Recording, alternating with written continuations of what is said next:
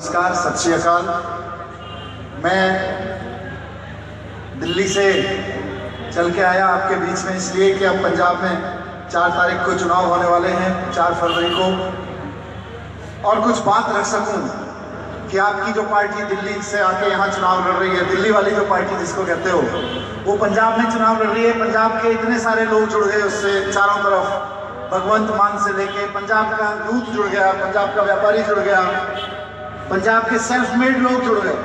मुझे बड़ा अच्छा लग रहा था जब मैं सुन रहा था सचदेवा जी का, कि उनसे मैं बात कर रहा था जब इनका टिकट हुआ था, तब भी मैंने इनके बारे में सुना था। अखबार बेचते थे घरों में, अखबार बेचने वाले से लेके, और आज होशियारपुर के सबसे बड़े टैक्स पेयर हैं, सबसे बड़े टैक्स चोर नहीं है, टैक्स पेयर हैं। और वो जो टैक्स अखबार बेचने वाले से होशियारपुर के सबसे बड़े टैक्स पेयर का जो दर्जा इन्होंने हासिल किया, किसी का गला काट के नहीं किया, अपनी मेहनत से किया। इन्होंने किराने की दुकान पे काम किया, कपड़े की दुकान पे काम किया, उसके बाद में स्टॉक ब्रेकिंग का काम किया। जब कमाई शुरू हुई तो उस कमाई से कोई महल दुमहले ने परिवार के लिए घर बनवाया, लेकिन महल दुमहले नहीं बनाए, बल्कि यहां होशियारपुर और आसपास के पंजाब के इलाकों में बेसहारा, गरीब, हेल्पलेस लोगों की मदद करनी शुरू की, उनकी आंखों के लिए काम करना शुरू किया, लोगों की जिंदगी में रोशनी आ सके। अब एक तरफ ये मॉडल है, ऐसे ऐसे लोग आम आदमी पार्टी में जुड़े हैं, आपके बीच आके चुनाव लड़ रहे हैं, आप ही के बीच से निकल के खड़े हुए हैं चुनाव लड़ने के लिए, जो अपनी मेहनत की कमाई से लोगों की आंख में रोशनी लेके आते हैं। और एक तरफ वो लोग चुनाव लड़ रहे हैं जो आपकी मेहनत की कमाई से अपने सुख विलास बनवाते हैं, आपकी मेहनत की कमाई से आपके टैक्स के पैसे को चोरी करके जो अपने ट्रांसपोर्ट का धंधा चलाते हैं। और मुझे छिपा के कहने की जरूरत नहीं है, मैं इस देश, इस पंजाब में पिछले 10 साल से सत्ता में बैठे हुए बादल परिवार के बारे में बात कर रहा हूं। आपकी मेहनत की कमाई से उन्होंने अपने होटलों के कारोबार खड़े कर दिए, आपकी मेहनत की कमाई से उन्होंने अपने ट्रांसपोर्ट का धंधा तेज कर दिया, एकदम एस्टेब्लिश कर लिया, और चारों तरफ ऐसी पॉलिसीज बना दी जिससे कि और सारे कारोबारियों का धंधा चौपट हो जाए। मैं अभी पीछे बटाला में बड़े व्यापारियों की, बड़े इंडस्ट्रीज की सभा में था, वो बता रहे थे कि इंडस्ट्री को तो जानबूझ के बर्बाद किया गया। क्यों?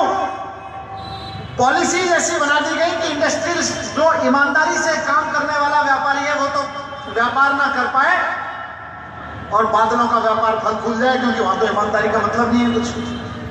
ऐसे ऐसे टैक्स लगा दिए, एंट्री टैक्स, बिजली का टैक्स, बिजली के ऊपर टैक्स, ऑक्ट्रॉय और तमाम तरह के टैक्स लगा दिए। उसका नुकसान ये हुआ कि जो ईमानदारी से टैक्स देकर व्यापार करना चाहता था, उसको व्यापार करना मुश्किल हो गया। और बादलों के परिवार से तो कौन टैक्स लेने वाला है? सारे धंधे अपने नाम कर लिए, सारा कारोबार पंजाब का अपने नाम कर लिया, अपने घराने के नाम कर लिया। इस बार इनको उखाड़ के फेंकने के लिए मौका है 4 फरवरी। क्यों? बात बटाला के इंडस्ट्रीज की नहीं है, बात होशियारपुर के दुकानदार की भी है। अभी बता रहे थे सचदेवा जी, बात कर रहे थे कि यहाँ पे एक आम दुकानदार दुखी रहता है इंस्पेक्टर से। मैं आया हूं दिल्ली से आपको यह बताने कि आम आदमी पार्टी की सरकार की नीति है कि व्यापारी चोर नहीं होता है। इस पे काम करो, इस नीति पे काम करते हैं कि दुकानदार चोर नहीं होता है, उस पर भरोसा करो, वो ईमानदारी से टैक्स देता है। और मैं सबूत के साथ ये बात बोल रहा हूं। आप लोग पढ़े लिखे लोग हैं, यहाँ बैठे हैं, गूगल, यूट्यूब, व्हाट्सएप सब लोग यूज करते हैं, उठा के देख लो। दिल्ली में हमने इंस्पेक्टर राज बंद कर दिया। अभी हम 2 साल से सरकार में, उससे पहले 49 दिन के लिए सरकार बनी थी। पहले 2013 में हमने आते ही सबसे पहले व्यापारियों को बुलाया, बोलो क्या समस्या? उन्होंने कहा जी इंस्पेक्टर बहुत दुखी करते हैं, हम टैक्स तो देते हैं पर इंस्पेक्टर ले जाते हैं, इंस्पेक्टर रोज हमारे यहाँ खड़े रहते हैं। हमने इंस्पेक्टरों को बुलाया, वे क्यों जाते हो?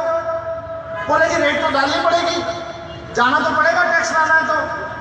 हमने ऑर्डर पास किया लिखित में जाने की जरूरत नहीं है, कंप्यूटर पे बैठो, सारा डेटा देखो, जो चोरी करता हुआ पकड़ा जाए उसको पकड़ो। हर एक के सामने खड़े हो जाते हो, हर एक की दुकान में उसको चोर बताने के लिए खड़े हो जाते हो। इतिहास गवाह है दोस्तों, जनवरी 2014 में फरवरी मार्च 2014 में सबसे ज्यादा टैक्स दिल्ली के इतिहास में जमा हुआ, क्योंकि हमने किसी दुकानदार की यहाँ रेड नहीं मारी। हमने सारे इंस्पेक्टरों को कहा घर बैठो, अपने बीवी बच्चों के साथ बैठो, दफ्तर में बैठो, दुकानदार को दुखी मत करना जाके। और हमने दुकानदारों को कहा भाई इंस्पेक्टर नहीं आएंगे, टैक्स आप अपने आप दे दो। 1700 करोड़ 1750 करोड़ रुपए टैक्स बढ़ गया 3 महीने में हमारा दिल्ली सरकार का। क्यों? क्योंकि दुकानदार पे जब इंस्पेक्टर आता है वो टैक्स लेने नहीं आता, वो तो अपना हफ्ता लेने आता है, रिश्वत लेने आता है। ईमानदारी से जब दुकानदार टैक्स जमा कराता है तो पूरा कराता है, थोड़ा बहुत तो इधर उधर करेगा, उसको ले लेंगे, पकड़ लेंगे। उसके बाद हमने एक और काम किया, ये जरूरी है यहां के संदर्भ में समझना कि दिल्ली की सरकार जो काम कर रही है वही पंजाब की सरकार वैसा ही काम करेगी। दुकानों पे इंस्पेक्टर राज बंद करवा देगी, ये तो हमारी गारंटी ले लो आप। फाइनेंस मिनिस्टर कोई भी बने यहां पे, पर मैं बता रहा हूं कि आने वाली सरकार को ये आपकी तरफ से ऑर्डर पास करना पड़ेगा आने में कि इंस्पेक्टर राज बंद करो, व्यापारी अपने आप टैक्स देगा। दूसरा काम हमने किया, हमारे पास दिल्ली के दुकानदार आए, अलग अलग तरह के ट्रेडर, बोले जी हमारे यहाँ टैक्स बहुत ज्यादा है। उन्होंने कुछ चीजें बताई जी, अगर इनका टैक्स कम कर दो तो दुकानदारों को फायदा होगा, जनता को भी फायदा होगा। मैंने अफसरों के साथ बात की, अफसर बोले नहीं जी अगर टैक्स कम कर दिया तो टैक्स कलेक्शन कम हो जाएगा। पर मैंने कहा नहीं, एक करके देखते हैं। तो हमने दिल्ली में मेरी बजट स्पीच पढ़ी है यूट्यूब पे, सुन लेना उठा के। दिल्ली में हमने सबसे पहले साल में जब बजट पेश किया तो टिम्बर लकड़ी का जो व्यापार है उस पर टैक्स 12.5% से घटा के 5% कर दिया। अब इस हिसाब से 12.5 से 5% तो कम से कम 60-65% कम हो गया। टैक्स कम होना चाहिए था ना, लेकिन दोस्तों टैक्स बढ़ गया। क्यों? क्योंकि टैक्स जब 12% से 5% कम हो गया तो ज्यादा व्यापारी टैक्स देने लगे, ज्यादा लोगों ने टैक्स देना शुरू कर दिया, नहीं तो कच्चे बिल कटते हैं। जब 12% टैक्स लोगे तो लोग कम टैक्स देंगे, जब 5% टैक्स लोगे तो ज्यादा टैक्स देंगे। और दिल्ली इस बात की गवाह है। पहले साल हमने प्रैक्टिकल करके देखा और दूसरे साल, 2 साल हो गए सरकार चलाते चलाते, दूसरे साल अभी जो फरवरी में पिछले साल बजट पेश किया 42 चीजों पे हमने 12% से घटा के 5% कर दिया। और उसके बावजूद हमारा टैक्स कम नहीं हुआ बल्कि 7% बढ़ा है। अभी नोटबंदी के चक्कर में नवंबर दिसंबर में टैक्स कम हो गया 30%, उसकी बात बाद में करेंगे। लेकिन पूरे साल व्यापारियों ने टैक्स दिया, जितने लोग पहले देते थे उससे ज्यादा टैक्स दिया, रेट राज बंद कर दिया और टैक्स के रेट घटा दिए। उसके बावजूद 7% टैक्स ज्यादा आ रहा है।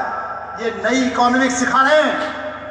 इस नई इकोनॉमिक्स को दिल्ली में लागू किया है, इसी नए अर्थशास्त्र को पंजाब में लागू करेंगे। जब टैक्स कम करते हो तो दुकानदार ज्यादा टैक्स देता है अपने आप, जब टैक्स का धक्का कम लगाते हो तो दुकानदार ईमानदारी से टैक्स देता है, जब टैक्स ज्यादा रखते हो तो दुकानदार को रिश्वत देनी पड़ती है। इंस्पेक्टर रिश्वत ज्यादा मांगता है क्योंकि उसको पता है इतना टैक्स तो नहीं देगा। वो इकोनॉमिक्स हमने दिल्ली में सफल की है दोस्तों। एक और चीज अभी, क्योंकि आपने जिन चीजों का जिक्र किया मुझे लगा पहले उस पर बात रख दूं। अभी आपने कहा कि यहाँ की बड़ी प्रॉब्लम्स हैं, सिविक प्रॉब्लम्स हैं, आप एमएलए बनेंगे तो ये तो आपकी जिम्मेदारी है इनको ठीक करवाना।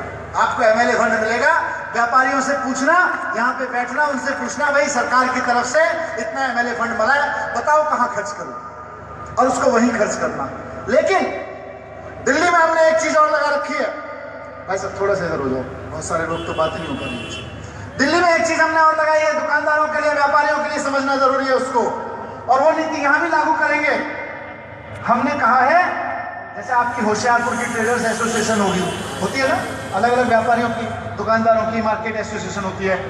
हमने दिल्ली में नीति बनाई है कि जिस मार्केट एसोसिएशन से पिछले साल मान लीजिए 100 रुपए इकट्ठा हुआ टैक्स का, इस साल मान लो हमने 10% कहा और उन्होंने कर दिया जी 15%, तो 100 रुपए की जगह अगर 115% टैक्स, 115 रुपए टैक्स आ गया तो उसका कुछ परसेंट हम उसी इलाके में लोगों की मर्जी से खर्च करेंगे। यानी कि अगर व्यापारी टैक्स दे रहे हैं तो उनके टैक्स के हिस्से का सरकार से घूम के आता है स्कूल, जो बाकी नॉर्मल तरीके खर्च होने के वो तो होंगे ही होंगे, लेकिन ज्यादा टैक्स, जितना भी आप टैक्स दे रहे हो उसका कुछ हिस्सा आपके मार्केट के लिए खर्च होगा, आपके इलाके के मार्केट के डेवलपमेंट के लिए खर्च होगा। और वो डेवलपमेंट आपकी एसोसिएशन कराएंगी, जो मार्केट की एसोसिएशन है वो बताएंगी, अच्छा भाई चलो ये 5 करोड़ रुपए आ गया, इस 5 करोड़ से ये सड़क बनवा लो, यहाँ लाइट लगवा लो, यहाँ डेकोरेशन करवा लो। वो मार्केट एसोसिएशन में बैठ के तय होगा, वो विधायक जी या मंत्री जी बैठ के तय नहीं करेंगे कि वो पैसा कहाँ खर्च होगा। और दिल्ली में हम इसको लगा रहे हैं, हमारी बहुत सारी एसोसिएशन ने हमें टैक्स किया। दोस्तों, व्यापारियों के लिए काम करना इसलिए जरूरी है क्योंकि मैं पंजाब की एक बड़ी समस्या की ओर आप सबको बताया, एक तो करप्शन और दूसरी है नशा। मेरा मानना है, आप गलत हो तो बताना, नशे का एक बड़ा कारण यह भी है कि बादल सरकार की नीतियों ने यहां पे व्यापार को ठप कर दिया।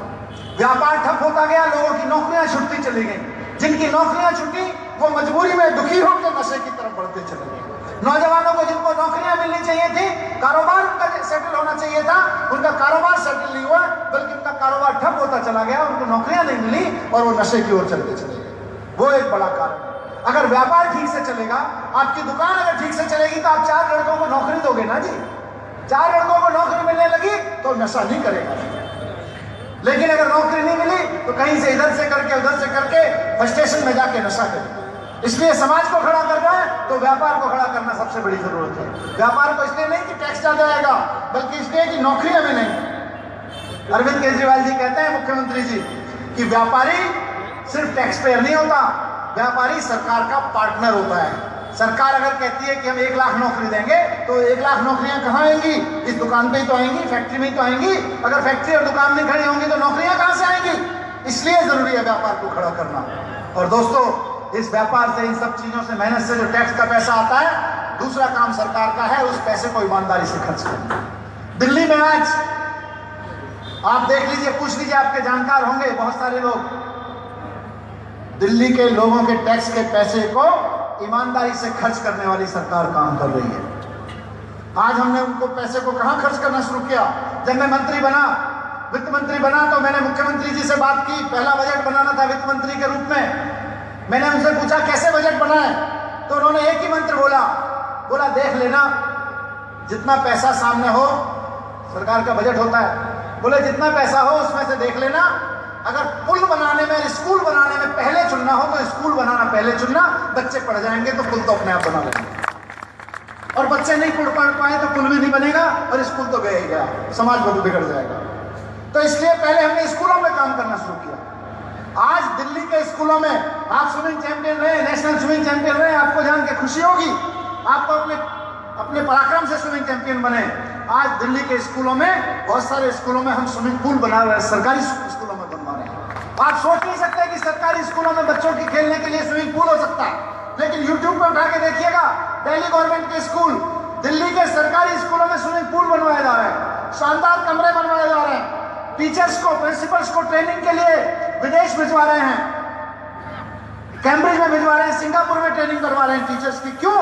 क्योंकि गरीब आदमी के बच्चों को ठीक से पढ़ा देंगे तो उसका परिवार भी तो खड़ा होगा। दूसरी तरफ प्राइवेट स्कूल जो चारों तरफ लूट का धंधा बने हुए थे, दिल्ली में हर साल 15-20% फीस बढ़ा देते थे। हमारी सरकार आई, हमने वादा किया था चुनाव में कि हमारी सरकार आएगी तो प्राइवेट स्कूलों की फीस और एडमिशन को रेगुलेट करेंगे। वहां पे हमने डोनेशन बंद कराया। हमने सरकारी जमीन पे बने हुए स्कूलों को पिछले 1 साल में, 2 साल में फीस नहीं बढ़ाने दी हमने उनको। हमने कहा फीस ऐसे नहीं बढ़ाओगे, पहले जो फीस का 5 करोड़ रुपए खाते में जमा कर रखा है पहले उसको खर्च करो, फिर टीचर्स को तनख्वाह देने के लिए फीस बढ़ा लेना जरूरत पड़े तो, नहीं तो नहीं बढ़ाओगे। 2 साल से फीस नहीं बढ़ाने दी हमने उनको, और इसका फायदा दिल्ली के आम लोगों को मिल रहा है। सरकारी स्कूलों में पढ़ने वाले जिनके बच्चे पढ़ते हैं उनका फायदा दिल्ली के आम लोगों को मिल रहा है। इससे देश खड़ा होता है, इससे पंजाब खड़ा होगा, इससे दिल्ली खड़ी हो रही है। और जब बात आती है हॉस्पिटल की, आज दिल्ली में हमने हॉस्पिटल का जो मॉडल अपनाया है उसकी चर्चा अमेरिका के अखबारों में भी ये कह के हो रही है कि अमेरिका को भी लोकल हेल्थ सॉल्यूशन इसमें ढूंढना चाहिए कि अपने मोहल्ले में लोग कैसे बनवाएं। जिस मोहल्ला आपने भी देखे होंगे, प्राइमरी हेल्थ सेंटर बनते हैं, क्या बोलते हैं उनको? डिस्पेंसरी बनते हैं। दिल्ली में पहले एक डिस्पेंसरी 6-6 करोड़ रुपए में बनती थी। हमने 20 लाख रुपए में उससे बढ़िया शानदार एसी डिस्पेंसरी बना के खड़ी कर दी मोहल्ला क्लिनिक की, और उसमें लाखों लोगों का इलाज हो रहा है, फ्री इलाज हो रहा है, फ्री दवाइयां मिलती हैं। ये 6 करोड़ वाली चलती भी नहीं थी। 20 लाख रुपए में जो बनाई है हमने, एसी में डॉक्टर बैठता है, शानदार स्टाफ बैठता है। और आप कभी देखिए दिल्ली के मोहल्ला क्लिनिक का भी वीडियो खूब वायरल हो रहे हैं, अखबारों में खूब तारीफ हो रही है। ये मीडिया वैसे नहीं दिखाता है उनके बारे में। मीडिया तो यही दिखाता है मनीष सिसोदिया ने किसको सीएम कैंडिडेट घोषित कर दिया। मीडिया ये नहीं बताता है कि मनीष सिसोदिया ने कैसे स्विमिंग पूल बनवा लिए सरकारी स्कूलों के बच्चे के लिए। मीडिया ये भी नहीं आपको बताएगा कि कैसे दिल्ली में आम लोगों का इलाज, 15 लाख लोगों का इलाज उन मोहल्ला क्लिनिक में हुआ है, और कैसे 6 करोड़ की मोहल्ला क्लिनिक 20 लाख में बनने लगी। और उस जो पैसा बचा, सिर्फ इससे ही नहीं, एक 250 करोड़ रुपए का, 350 करोड़ रुपए का पुल बनना था, हमने ईमानदारी से उस पर करवाया, कोई कमीशन नहीं खाने दिया किसी को ठेकेदार को बेईमानी नहीं करने दी, 250 करोड़ रुपए में बनके तैयार हो गया। इन सबसे जो पैसा बच रहा है उसको फिर अस्पतालों में लगा रहे हैं, उसको खर्च कर रहे हैं जनता के ऊपर। आज दिल्ली के सारे सरकारी अस्पतालों में शानदार इलाज का सिस्टम हुआ, बढ़िया मशीनें आ रही हैं, दवाइयां मुफ्त दी जा रही हैं। एक सरकारी अस्पताल में सारी दवाइयां मुफ्त कर दी, क्योंकि पैसा बचा, 100 करोड़ रुपए वहां से बचा, अस्पताल, मोहल्ला क्लिनिक, डिस्पेंसरी बनाने से बचा, इसको खर्च कर रहे हैं। दोस्तों, यही मॉडल यहाँ पे लाना है गवर्नेंस का। ऐसी सरकार लेके आनी है जो अपने महल दुमहले ना खड़े करे, बल्कि हमारे बच्चों के लिए स्कूल खड़े करे, जो अपना धंधा ना चमकाए, बल्कि होशियारपुर के लोगों की अगर दुकान को कोई नुकसान हो रहा है तो उसको चमकाने के लिए नीतियां बनाए, अपने धंधा चमकाने की नीति ना बनाए। मैं बता रहे थे सचदेवा जी, यहाँ पे बहुत सारे स्वर्णकार बंधु भी बैठे हुए हैं, सुनार की दुकान चलाने वाले। आपके ऊपर अरुण जेटली जी ने 1% का टैक्स लगाया, सारा धंधा चौपट हो गया पूरे देश में। दिल्ली के स्वर्णकार रो रहे हैं, पूरे देश के स्वर्णकार रो रहे हैं। कितने धरने प्रदर्शन किए, जंतर मंतर पे कितने लोग जाके बैठे, एक बार भी नहीं सुनी उन्होंने कि मेरे देश के स्वर्णकारों का व्यापार ठप हो रहा है, कितने लोगों की नौकरियां जा रही हैं। हमने भी किया था एक बार, हमने दिल्ली में पिछले साल बजट के दौरान एक किसी चीज पे 1% से बढ़ा के टैक्स कर दिया 5%। जिस दिन अनाउंसमेंट की, हमारे पास में व्यापारी लोग आए, बोले जी ये तो ठीक नहीं है, हरियाणा और उधर यूपी से गड़बड़ हो जाएगा, हमारा व्यापार ठप हो जाएगा। तुरंत हमने उसको बंद कराया। 24 घंटे के अंदर व्यापारियों से मिले और 24 घंटे के अंदर उस सारे टैक्स को वापस कर दिया हमने। एक तरफ व्यापारी रो रहा है, उसकी सुनी नहीं जा रही, एक तरफ हम 24 घंटे, और हमने कहा गलती हुई, और गलती होती है, कहीं फिसल गए, पलट गए क्या? नुकसान तो तब था जब व्यापारियों को नुकसान हो गया। हमने कल 5% अनाउंस किया, वापस ले लिया, इसमें क्या नुकसान है? नुकसान तब था जब दुकानें बंद होती, नुकसान तब था जब व्यापारी रोने लगता।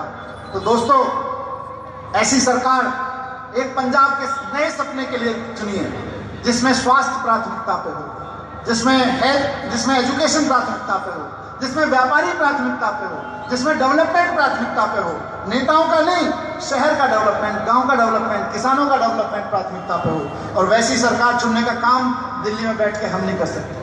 वैसी सरकार चुनने का काम दुनिया के किसी कोने में बैठा हुआ कोई आदमी नहीं कर सकता, वो सिर्फ आप लोग कर सकते हो। ऐसी सरकार चुनवाने का काम 4 फरवरी को आपको ऐसी ही सरकार चुनवानी है। आम आदमी पार्टी का दावा है, और यही बात मैंने कल भी कही थी, आज फिर दोहरा रहा हूं, अरविंद केजरीवाल जी ने भी आज कही है, जितने भी वादे कर रहे हैं ये सारे लोग उलझाना चाहते हैं सारी चीजों को। आपका मंत्री कौन बनेगा, मुख्यमंत्री कौन बनेगा? अरे मंत्री और मुख्यमंत्री कोई भी बने, मैं यहां से खड़े होकर वादा कर रहा हूं, आम आदमी पार्टी की सरकार बनवाइए। पहले बजट के बाद दुकानदारों के चेहरे पे मुस्कान ना आ जाए तो कह देना क्या कहा। अरविंद केजरीवाल, पूरे देश में उनका नाम जाना जाता है कि ये आदमी जो कहता है वो करता है, पूरे देश में इसीलिए जाना जाता है, यार इस आदमी ने चुनाव के समय जो वादे किए उस पर काम कर रहा है। 24 घंटे के अंदर दिल्ली में पानी हाफ कर दिया, पानी के रेट माफ कर दिए, बिजली के रेट हाफ कर दिए। बड़े लोगों को बड़े बड़े वादे करते हैं, ऐसा करें, 24 घंटे के अंदर कर दिए थे दिल्ली में। और आज स्कूल एजुकेशन पे काम कर रहे हैं। पंजाब में जितने वादे करके जा रहे हैं उनको पूरा करवाने की जिम्मेदारी आप इनको चुन के विधानसभा में बिठाइए। हमने इन पे यकीन किया है, आप भी इन पे यकीन करिए। इन जैसे लोग बैठेंगे विधानसभा में जाके तो हमें शायद इंटरवीन करने की जरूरत भी नहीं पड़ेगी। और अगर ये पद से भटकेंगे, अगर ये इन वादों से भटकने की कोशिश करेंगे, तो हम बैठे हैं इनके ऊपर में, इनको भटकने नहीं देंगे किसी। इधर आप बैठे हो, इधर हम बैठे, इधर अरविंद केजरीवाल बैठे हैं। इसीलिए मैं कल से कह रहा हूं पूरे पंजाब में कि आप चिंता मत करो, भूल जाओ मुख्यमंत्री कौन बनेगा। ये याद रखो कि आपसे जो वादे करके जा रहे हैं, उनको पूरा करने की जिम्मेदारी अरविंद केजरीवाल की है। अरविंद केजरीवाल ने वादे किए पंजाब के लोगों से। आप वोट करिए अरविंद केजरीवाल के नाम पे। ये वादे कोई परी कथाओं के वादे नहीं है। ये वादे आपके अपने घर में पल रहे बच्चे को ठीक से पढ़ाने के वादे। ये वादे आपके अपने घर में कभी कभी हॉस्पिटल अस्पताल की जरूरत पड़ती है, उसको इलाज ठीक से मिल जाए, इसके वादे हैं। ये वादे आपकी अपनी दुकान में इंस्पेक्टर आके आपको दुखी ना करे, इसके बारे में वादे हैं। तो इन वादों को साथियों पूरा करेंगे। बहुत सारी चीजें हैं, मैं यहाँ कोई चुनावी मैनिफेस्टो पढ़ के नहीं सुनाना चाहता, आप में से अधिकतर लोग इस बात को जानते हैं। लेकिन बहुत घूम रहे हैं लोग तरह तरह के, बहुत पैसा कमाया आपकी मेहनत की कमाई से, उस पैसे से पोस्टर भी लगेंगे चारों तरफ इन लोगों के, बादलों के, कैप्टन्स के। मैं सिर्फ एक चीज कहना चाहता हूं, आपके पास में अकाली वाले भी आएंगे, अकाली बीजेपी वाले भी आपके पास में, कांग्रेस वाले भी आएंगे। उनसे ये पूछ लेना भैया कि आम आदमी पार्टी की सरकार ने दिल्ली में 2 साल में जितना हेल्थ में, एजुकेशन में काम किया, ट्रेडर्स के लिए काम किया, तुमने 10 साल में किया हो तो बताओ। चुनौती देता हूं मैं बादलों को कि 10 साल में सरकारी स्कूलों में इतना काम किया हो जितना हमने 2 साल में करके दिखाया, तो बताओ। दिखाओ अपना काम कहां पे आपका सरकारी स्कूलों में, दिखाओ अपना काम कहां पे आपका सरकारी अस्पतालों में। हम 2 साल में इतना दिखा रहे हैं कि दुनिया में तारीफ हो रही है। हम पंजाब में आकर जिक्र कर रहे हैं, पंजाब के लोग कह रहे हैं हाँ जी हमने सुना है भ्रष्टाचार खत्म हो गया। आप बताओ पंजाब में भ्रष्टाचार खत्म होने की जगह बढ़ता क्यों गया? इनसे यही पूछिएगा। और कैप्टन साहब से भी पूछिएगा कि मौका आपको भी दिया था, मौका आपको भी दिया था, तो आपने मजीठिया को जेल भिजवाने की जगह सीबीआई में उसको छुटवाने की सिफारिश क्यों की थी आपने? आपकी दोनों की चाचा भतीजे की जोड़ी हम पिछले कई साल से देखते आ रहे हैं। इस चाचा भतीजे की जोड़ी से ना एजुकेशन ठीक होगा, ना हेल्थ ठीक होगा, ना व्यापार ठीक होगा। दोस्तों इन सबको ठीक करना है तो आम आदमी पार्टी एकमात्र विकल्प है, अरविंद केजरीवाल की आवाज एकमात्र विकल्प है, और झाड़ू एकमात्र चुनाव चिन्ह है। 4 तारीख को आपको झाड़ू के लिए वोट करने के लिए अपील करने के लिए आया हूं। मुझे पूरी उम्मीद है पूरा देश आपकी तरफ, पंजाब की तरफ देख रहा है कि ईमानदारी की जो राजनीति की लहर दिल्ली से उठी थी, पंजाब में वो खूंटा गाड़ के खड़ी होगी और उसके बाद पूरे देश में इसकी लहर चलेगी। भारत माता की धन्यवाद साथियों।